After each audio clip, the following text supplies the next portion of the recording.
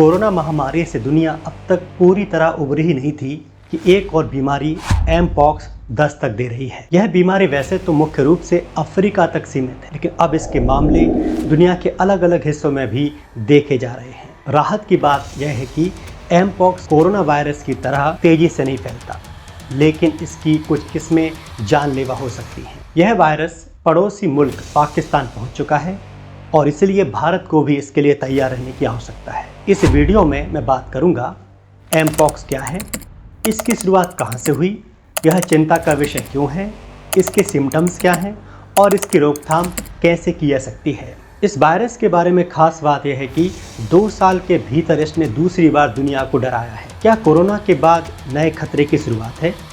WHO द्वारा जारी आंकड़ों से पता चला है कि 2024 में अब तक एम पॉक्स से संक्रमित 15,000 से ज़्यादा मामले सामने आ चुके हैं। वहीं यह बीमारी अब तक 537 जिंदगियां निगल चुकी है, जो 2023 की तुलना में अच्छी खासी वृद्धि को दर्शाता है। गौरतलब है कि इससे पहले साल 2022 में वैश्विक स्तर पर इस बीमारी के बढ़ते प्रकोप को देखते हुए विश्व स्वास्थ्य संगठन WHO ने इसे 24 जुलाई 2022 को सार्वजनिक स्वास्थ्य आपदा यानी ग्लोबल हेल्थ इमरजेंसी घोषित कर दिया था। हाल ही में WHO ने एम पॉक्स को health emergency of international concern भी घोषित कर दिया है। अब हम समझते हैं कि एम पॉक्स, जिसे पहले मंकी पॉक्स कहा जाता था, क्या है और इसका हिस्टोरिकल बैकग्राउंड क्या है। इस बीमारी को आमतौर पर मंकी पॉक्स कहा जाता था, लेकिन विश्व स्वास्थ्य संगठन चाहता था कि इस नाम को बंद कर दिया जाए, क्योंकि इससे नस्ली और कलंकित भाषा का इस्तेमाल हो रहा है। अब इस बीमारी को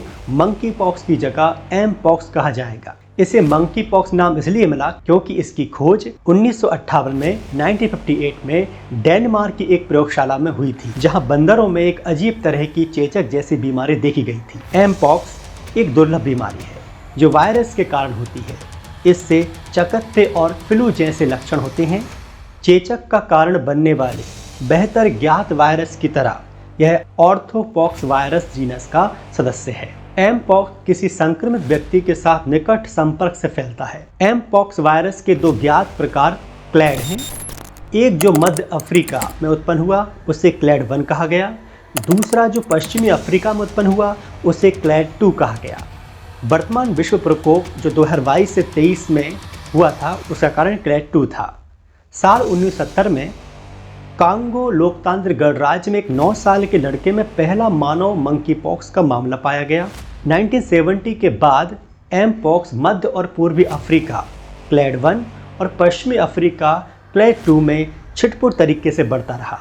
2005 से हर साल DRC में हजारों संदिग्ध मामले सामने आते रहे हैं। मई 2022 में एम पॉक्स का प्रकोप अचानक दिखाई दिया और तेजी से यूरोप, अमेरिका और फिर सभी 6 WHO क्षेत्रों में फैल गया, जिसमें 110 देशों में लगभग 87,000 मामले और 112 मौतें हुईं। जनवरी 2023 से शुरू हुए इस मौजूदा प्रकोप में कांगो लोकतांत्रिक गणराज्य DRC में 27,000 से ज़्यादा मामले सामने आए हैं और 1100 से ज़्यादा मौतें हुई हैं, जिनमें ज़्यादातर बच्चों की मौतें शामिल हैं। इनमें से आधे से ज़्यादा मामले 15,664 और काफ़ी संख्या में मौतें 548 इस साल की शुरुआत से DRC में हुई हैं। मामलों और मौतों से बढ़ोतरी के कारण ही यह बीमारी वरुंडी, केन्या, रवांडा और युगांडा तक फैल गई है। अफ्रीका के बाहर ये मामले अक्सर 3 कारणों से फैलते हैं: अंतर्राष्ट्रीय यात्रा, आयातित पशु और एम पॉक्स से पीड़ित किसी जानवर या व्यक्ति के साथ जब दूसरा देश का व्यक्ति संपर्क में आता है तब। चलिए अब एम पॉक्स को गहराई से समझते हैं। एम पॉक्स वायरस चेचक पैदा करने वाले वायरस परिवार से आता है। इससे आमतौर पर फफोले या घाव होते हैं जो 2 से 4 हफ्ते तक रह सकते हैं।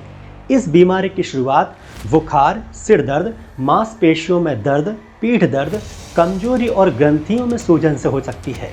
जो फफोले पड़ते हैं वे चेहरे, हथेलियों, पैरों के तलवों, कमर, जनांगों और गुदा क्षेत्र में हो सकते हैं। ये मुंह, गले और आंखों पर भी दिखाई दे सकते हैं। ज़्यादातर मामलों में ये लक्षण कुछ हफ्तों में अपने आप ठीक हो जाते हैं। बस दर्द या बुखार के लिए दवा लेनी पड़ सकती है, लेकिन कुछ लोगों में जटिलताएं पैदा कर सकता है और यहाँ तक कि मौत भी हो सकती है। एम पॉक्स के लक्षण आपके संपर्क में आने के 3 से 17 दिन बाद शुरू हो सकते हैं।